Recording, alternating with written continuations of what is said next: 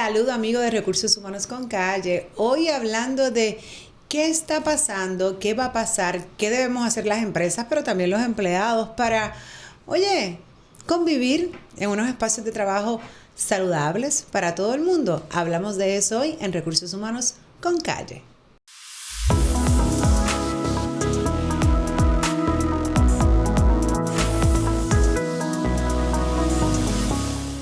Saludos amigos de Recursos Humanos con Calle, y para atender este tema tan importante nos acompaña hoy el doctor Oquendo, Reinaldo Oquendo. Bienvenido. Encantado, un placer, Jessica, por la invitación. Sí, un privilegio estar con ustedes. Gracias por estar con nosotros, doctor.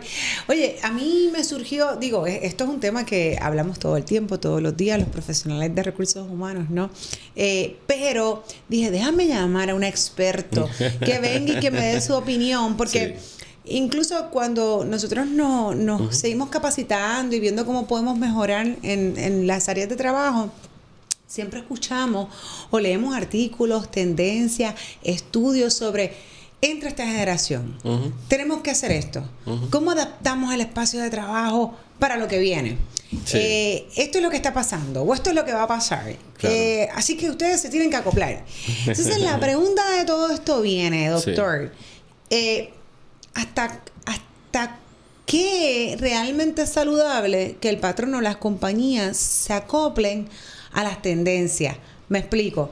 Hace unos años atrás se hablaba mucho de lo que es el work-life balance, ¿no? Lo que es el balance entre vida y trabajo, lo cual yo apoyo 100%. Claro. Y creo que muchas empresas hicieron sus cambios, modificaron muchas de sus reglas, como hacían el negocio, flexibilizaron, claro, ¿no? Para atender lo que es el balance, lo cual es importante. Claro, y se agudizó aquí en Puerto Rico la presencia con María y con pandemia. Claro. Porque eso, la pandemia lo cambió todo. Pero entonces, sí, a veces yo también me encuentro con que hemos tergiversado el término y entonces ya no es una balanza, claro, ya no hay un balance. Claro. A veces entonces no nos damos cuenta que estamos solicitando o queremos más, a lo mejor ese ocio o ese espacio, claro, que trabajo. Entonces lo que es cultura de trabajo, o por lo menos como a nosotros o a mí me criaron, sí, también veo cómo se va perdiendo. Entonces la pregunta ¿es correcto seguir adaptándonos a ciertas tendencias o lo que se dice que se viene cuando socialmente, y aquí es que usted es el experto, claro, esto fue creado? O sea, las generaciones son creadas por padres que ciertas vivencias, experiencias lo hicieron, que no necesariamente hoy nos estamos dando cuenta que lo hicimos bien, que lo hicimos mal, que lo podemos hacer mejor. Claro. Así que, ¿es tiempo de corregir o es tiempo de seguir adaptando? Ya. Excelente pregunta, Jessica, porque la cultura organizacional se impregna en lo que estás mencionando, ¿verdad? Aristóteles hablaba de la regla del justo medio, ¿verdad? La regla dorada. En mi pueblo dicen, ni tanta lumbre que quema el santo, ni tan poquita que no lo alumbre, ¿verdad? Ni mucho ni poco. Ni mucho ni lo poco. Lo necesario. Correcto. Siempre y cuando, ¿verdad?, se preserven, se cuiden, se mantengan lo que son los valores de la institución, la cultura de la institución. Sí podemos flexibilizar, pero no todo el mundo puede participar de esa flexibilización. Me va a decir, doctor, pero no puede ser, porque imagínense, entonces aquí no podemos discriminar contra uno y contra los otros, porque no todos son iguales en el proceso. Entonces, parte de ¿verdad?, lo que es el liderazgo de la organización, entender que nosotros podemos tener ciertas reglas y quizás flexibilizarlas específicamente caso por caso. Y tú me estás diciendo, pero eso es demasiado amplio, doctor, porque entonces es como que nos vamos a poner tan horizontales que entonces vamos a dar cabida para todo. Siempre y cuando cumpla con las expectativas de la organización y lo que son las metas y los objetivos, podemos un poquito amoldarnos a esas nuevas culturas, a esas nuevas generaciones. Pero no debe ser que la compañía deje su objetivo principal, que al fin y al cabo siempre es ganancia, ¿verdad? Y flexibilice de manera tal que se amolde a una cultura donde se impone por la empleomanía, porque entonces estamos hablando de ¿qué? O que no se sostenga económicamente. O que no se sostenga económicamente, porque entonces... Sí, no tienen trabajo hoy, no tenemos trabajo, no tienen trabajo nadie. Pero yo aquí tengo la pregunta, y es el tema profundo, que no necesariamente la gente lo ata, y cuando a veces vamos de nuevo y miramos estos artículos, estos estudios, no necesariamente conviven o convergen con la sociedad. Entonces no podemos dejar eso aparte. Claro. Porque los empleados son la sociedad. Claro. Entonces, cuando realmente analizamos, vamos a tomar el caso de Puerto Rico sin utilizar unos porcientos o estadísticas específicas porque no las tengo. Claro. Pero basta con leer el periódico, ¿no? O ver las noticias todos los días. Y cuando miramos nuestro país, que lo amo profundamente, pero que tenemos unos issues sociales que atender. Sin duda. Que cuando vemos la criminalidad, que cuando vemos nuestros jóvenes... Sin duda.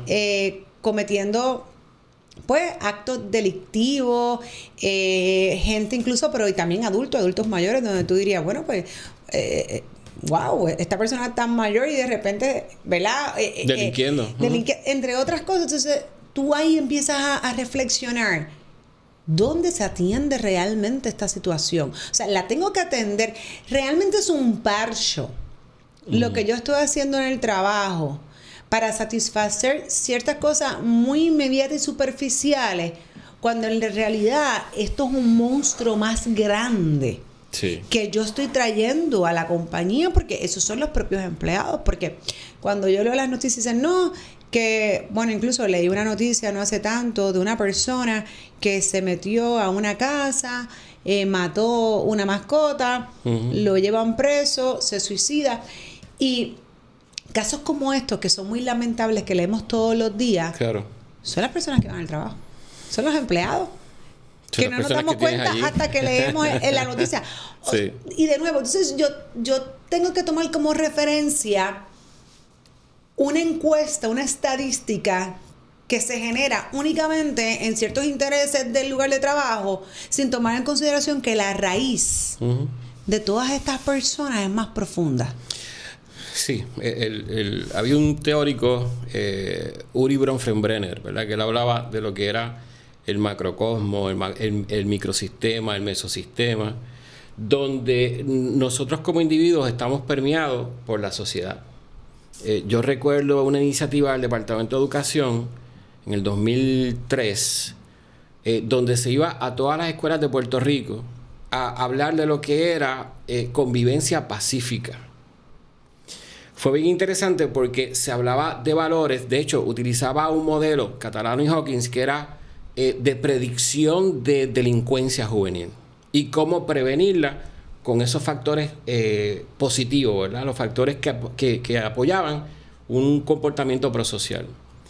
El proyecto era de años, duró 2-3 años. Yo recuerdo haber comenzado en el proyecto y regresar a escuelas en la segunda fase, donde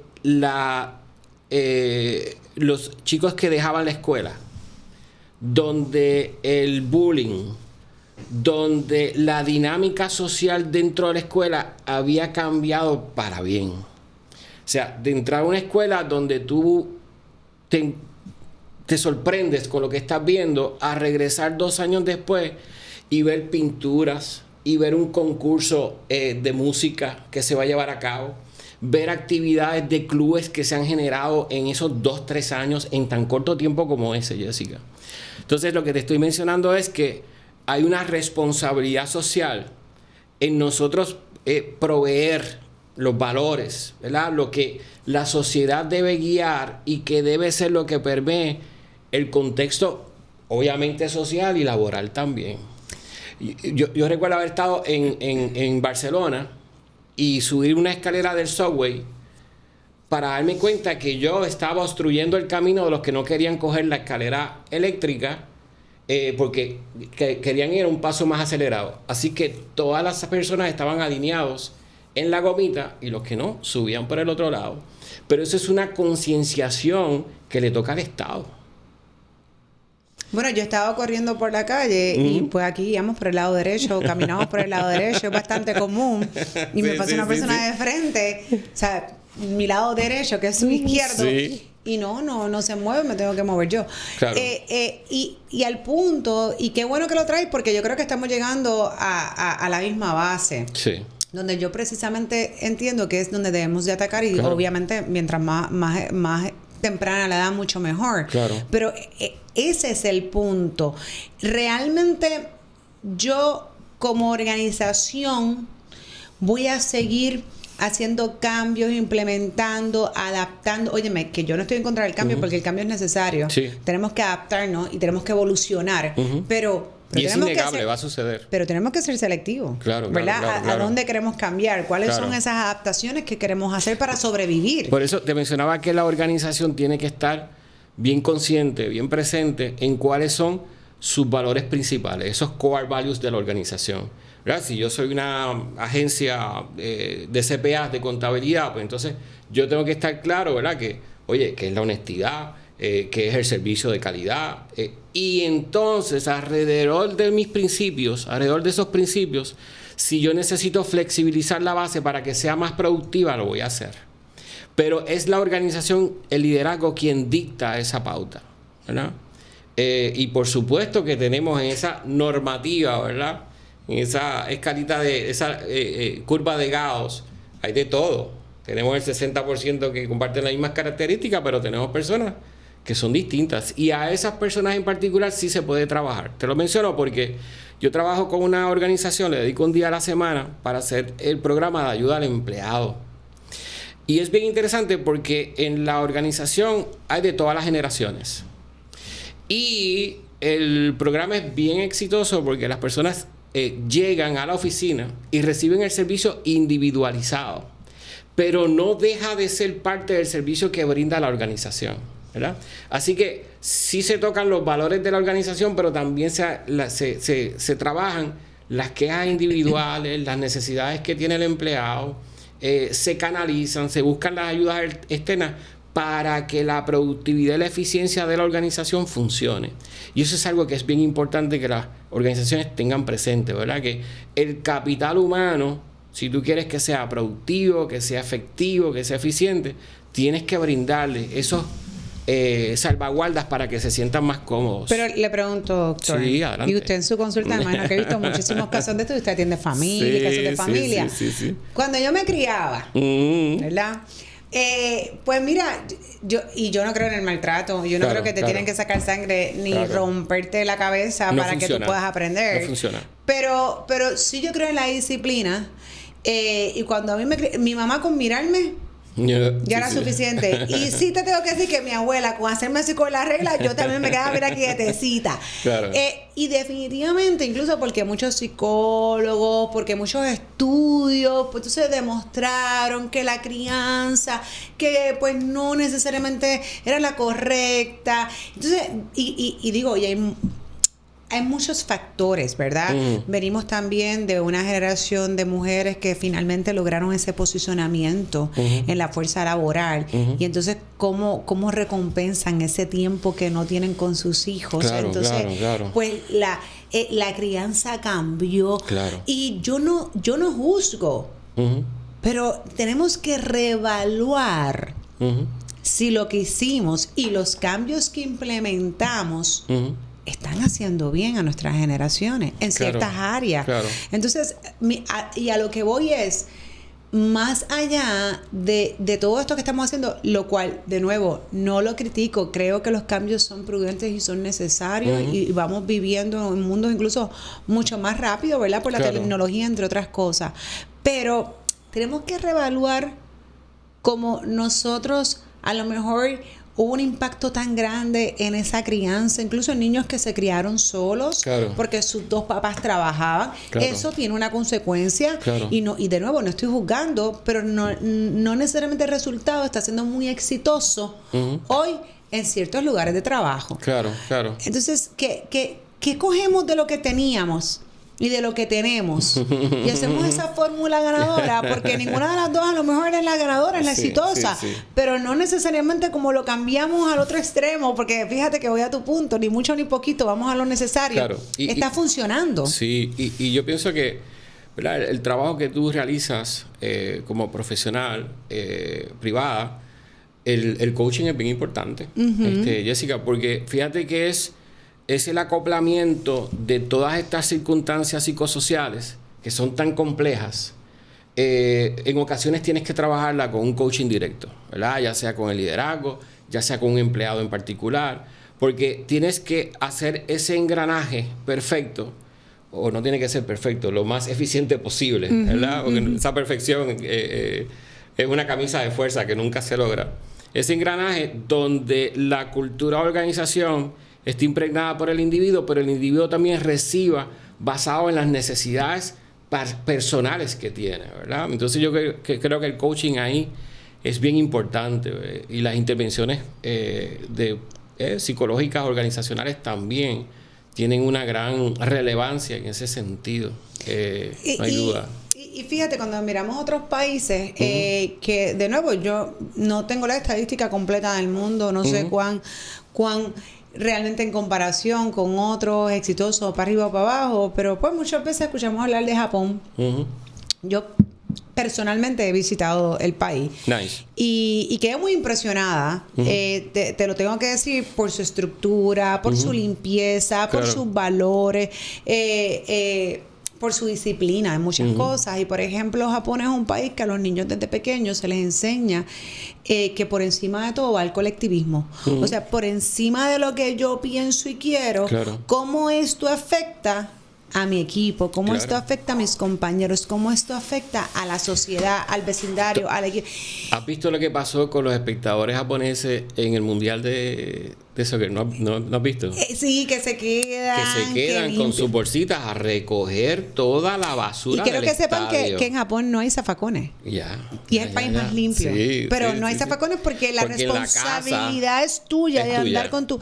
Entonces, esos valores, y no esos en particular, los que queramos como sociedad, como puertorriqueños, pues yo creo que hay una gran oportunidad de la familia, del Estado. Entonces, a veces, pues, de nuevo, la compañía carga con cierta responsabilidad o quieren responsabilizar, de cosas que ni tan siquiera tenemos el control. Claro.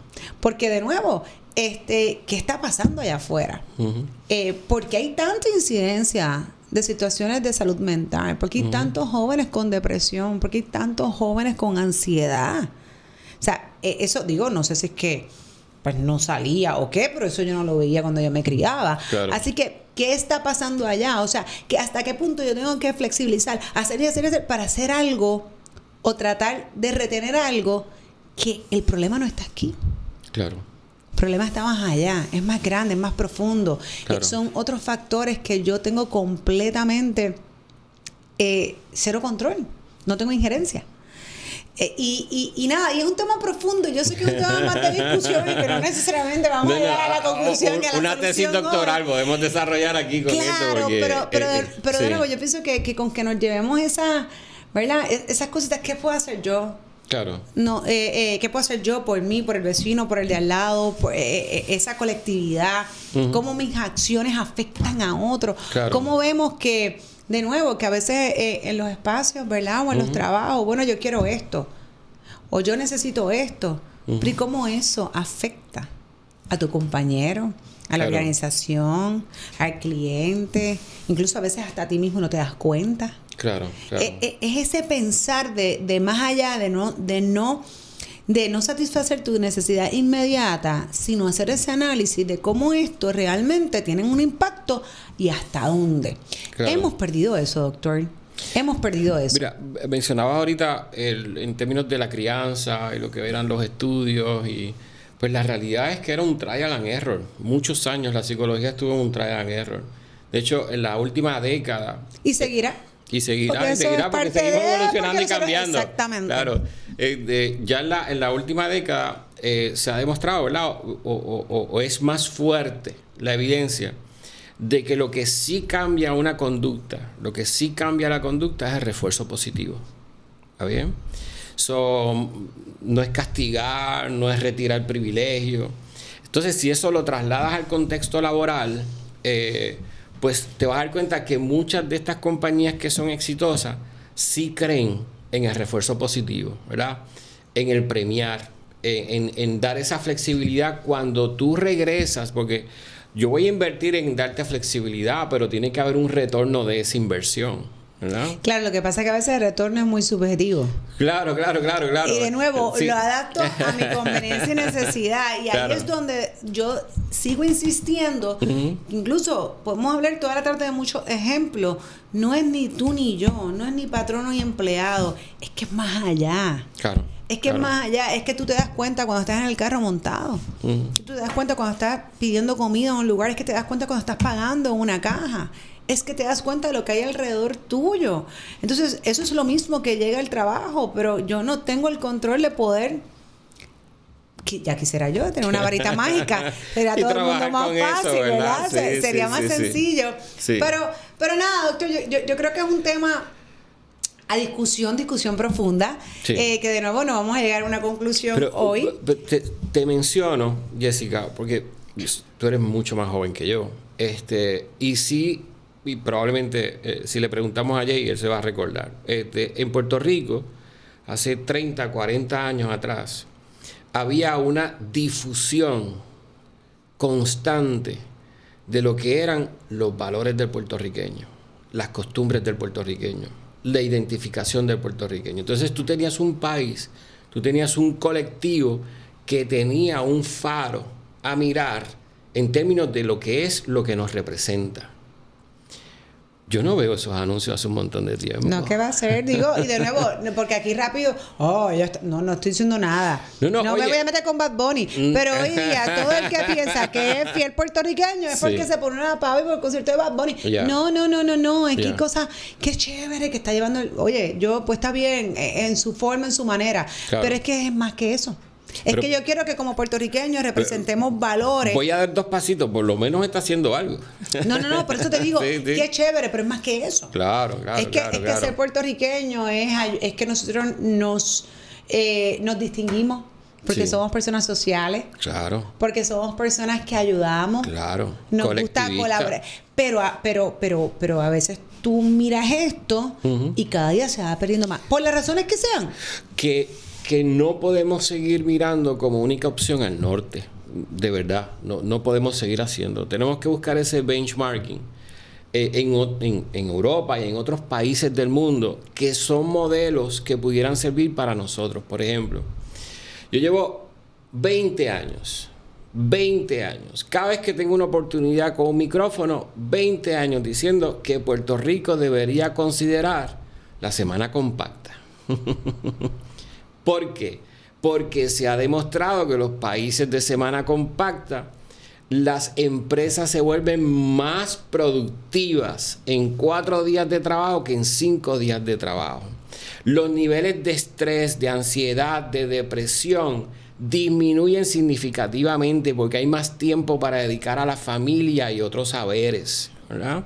Entonces, yo no he visto un solo estudio, ¿verdad? No porque lo diga yo, sino porque Alemania, Países Bajos, Holanda, entre otros países han demostrado que la semana compacta sí resulta. Y el ingreso per cápita de esos países ni se compare con el de Puerto Rico. ¿Está bien? Entonces, ¿por qué nosotros seguir en un modelo que sabemos que tenemos más depresión en las oficinas, tenemos más ansiedad, tenemos una rotación de empleados, tenemos tardanzas en las organizaciones? Pues Bueno, entonces porque aquí no puede funcionar. Porque, ¿qué pasa? Yo te puedo dar un Dale. ejemplo de eso. Sí. Aquí viene un legislador, te hace un proyecto como ese, porque quieren ser más papa que el papa. Entonces te dice, se lo voy a dar a los 4 días, pero tengo que pagar como si trabajaran 5 o 6 días. Entonces, sobre todo cuando tenemos aquí empresas que cargan este país, que no necesariamente son las multinacionales, que Claro. tienen el budget para hacer esto, Claro. pues lo que hace es que las rompe. Entonces, el tener las pymes y los locales, que muchas de ellas,